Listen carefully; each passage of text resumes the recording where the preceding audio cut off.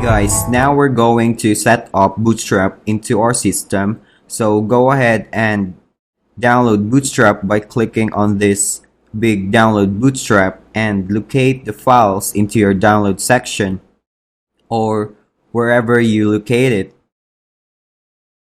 So extract it, and you can see this bunch files right here, but the one we will be needing for this one is this dist folder. So go ahead and drag this into our desktop, and we're going to rename it the same to our company name.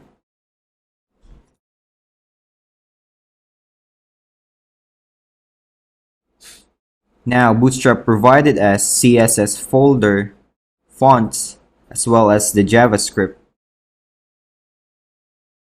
We're going to create a new image directory for images. So I'm going to name this img. And we're going to create our index.html file as well as the CSS file. So open up your text editor and save this as index.html and make sure it's on our directory.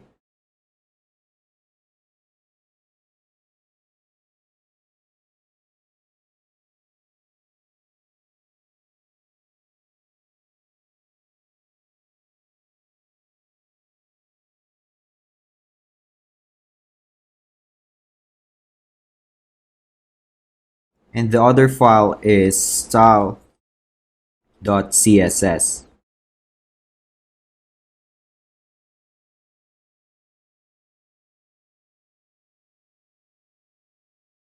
So all the images will be placed on this img directory.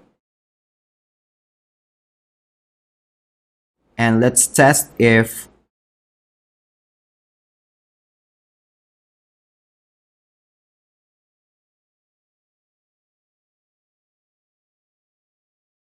so for now, all this directory is the one we will be needing.